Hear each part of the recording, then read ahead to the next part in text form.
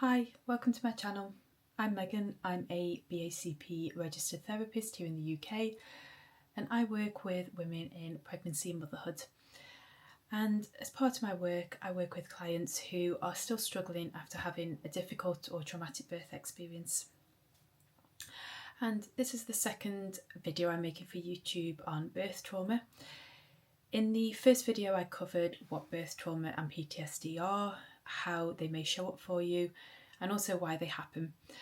And in this video today, I'll be looking at common and possible paths to healing and overcoming after a difficult birth experience. And if you like the video, don't forget to give it a thumbs up, and you can subscribe to my channel for more content all on maternal mental health and wellbeing. Okay, let's get started. So the first thing that I want to say is to provide you some hope that it is possible to overcome a difficult birth experience and a traumatic birth experience. If you're struggling with the impacts of a traumatic birth, it can feel like things will never be able to change, or that you're going to somehow be stuck in this situation forever. And I just want to provide you hope that it is absolutely possible to move past this point and to be able to integrate the difficult birth experience in a way where it no longer is the dominant thing in your present life. So with that said, we're now going to look at 3 common paths to healing from a difficult birth. Of course, everyone's experiences, everyone's journeys, everyone's processes is unique and can look different, but these are 3 common things that often come up for people. So the first point that we're going to look at is acknowledging that your birth didn't go as you hoped it would. And in this acknowledgement, there can be a grief that you didn't have the birth that you hoped for. And with that grieving process, there can be so many emotions that come up. There can be a sadness, a longing for the birth you hoped for, a resentment, envy towards other people who perhaps had a birth like you had hoped for, and also anger towards yourself or the hospital or healthcare professionals. And all these emotions are understandable and natural responses to that grieving process. And as a therapist, what I would say is that being able to touch upon and be able to acknowledge those emotions and to understand them more helps you to be able to process them, so that they're no longer the most immediate, visceral thing in your life at the moment.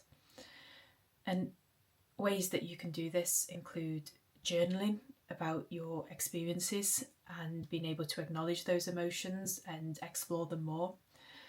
And also for some people, this is where therapy can be valuable, as that can be a space where you've got the support of a trained professional to be able to help you through that process. So the point we're going to look at next is dealing with the self-critical thoughts that can often come up after a difficult birth.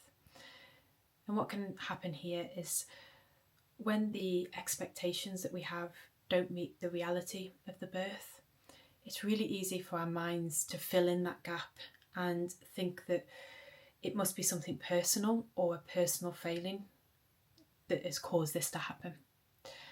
And that's why self-critical and self-blaming thoughts can be really loud after a traumatic birth. And as I'm sure you will know if you're experiencing this, those critical, those blaming thoughts just add to the anxiety that is already there after a traumatic birth, and also just causes so much more distress and exhaustion.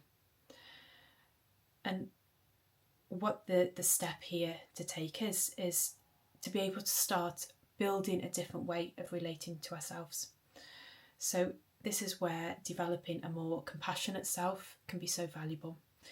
And what I mean by a compassionate self is a way of relating to yourself where you're able to acknowledge the suffering, the struggles that you're going through in this moment, and you're able to offer yourself the same care and understanding and compassion that you would to somebody else in your life that you care for.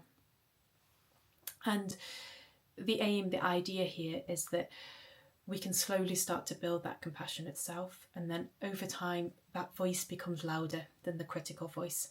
And with that can come a reduction in all the distress that that critical voice can cause. And I talk a lot about developing self-compassion over my content here on YouTube, my blogs, and also on my Instagram. I'll also link below some exercises that you may want to try to start to develop some self-compassion. And what I'd say here is, with these exercises, it's about being able to find any small opportunities to practice this different way of relating to yourself. And it's those small regular practices that over time build up to create that different way of relating to yourself. If you are struggling to develop that self-compassion for yourself, then I'm also trained in an approach called compassion focused therapy, which I integrate in my practice, which can really help in supporting the development of that compassionate self and all the benefits what that brings. And specifically when we're thinking about birth trauma as well, I think being able to develop that compassionate self can be so valuable in helping you to take the next brave steps in overcoming birth trauma. It can often be such a difficult and distressing experience that being able to relate to yourself in that caring and understanding way can really give you the bravery and feeling like you're able to support yourself as you keep taking the next step. So the final point that we're going to touch upon is about how we need to process the traumatic memory so that it's no longer controlling us in the present moment. And here we can take a look briefly at how the brain responds to traumatic situations so we can better understand why we need to process the memory. So what happens during a difficult birth is that the brain goes into survival mode, and this means that the brain has sensed a threat and it puts all its resources and focus into just survival in that moment. And this means that other areas of the brain, those non-essential areas of the brain for survival, go offline in those moments. And this means that the experiences that we have in those moments aren't able to be processed in the same way that normal memories are. And how we see the result of this after the traumatic event is that memories often come back in a fragmented way, and they often come back in an uncontrolled way where, it may be a situation that's triggered that and the memories sort of come back uncontrolled, and we can feel out of control in those moments. So what the aim is here is to be able to process those memories in a way that they get stored in the same way that other memories that we have are stored. And that means that we're able to access them still, but they no longer sort of appear unannounced or in an uncontrolled or overwhelming way to us in the present moment. And in order to do this, what we need to be able to do is to bring to mind the memories when we are feeling in a calm and grounded state.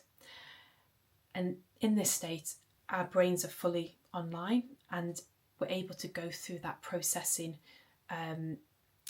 The memories are able to be processed in the same way that other memories normally are, and if you like, filed away in the same way that other memories are. And once we've been able to do this, it means that all the symptoms that often come up after birth trauma will be able to be reduced, and also we won't feel the need to avoid situations or conversations or people that previously were triggering and would cause those memories to come up in an uncontrolled way. So for this process, that's where working with a therapist who is able to work in a trauma-informed way, who has an understanding of trauma and how it impacts and how to work with trauma, that's where that finding that type of therapist can be so valuable. And I would also add to that the value of finding a therapist who understands birth trauma and the unique ways that birth trauma can show up, and all the nuances and complexity of birth trauma in particular. So there we've looked at 3 common paths to healing after a difficult birth, and I just want to again provide you with some hope and encouragement that it is possible to overcome a traumatic birth experience and to feel like yourself again, and to feel like those memories and that experience is no longer defining you in this present moment or holding you back from the things that you once loved and want to do again. And as we come to the end of the video, just again want to encourage you to take a moment to check in with yourself. It can bring up an awful lot to engage with this information, so being able just to take a few deep breaths and to remind yourself that in this moment you're safe. I'll also link below some grounding exercises if you feel like you will benefit from some more exercises to just help to bring you back to this present moment and connect you to that sense of safety after watching this video. And I'll also leave below a link for the Birth Trauma Association, who are a fantastic organisation with lots more information and support options for people who've struggled or are struggling with birth trauma. And I'll also leave below a link for to be able to book in a free 20-minute introduction call with me if you feel like it would be beneficial to discuss more how working one-to-one together could help you after a difficult birth. So that's it for today's video. Don't forget to like if you've enjoyed the video, and if you have any comments, any questions, I'd love to read those below. And you can also subscribe for more future videos on maternal mental health. Bye for now.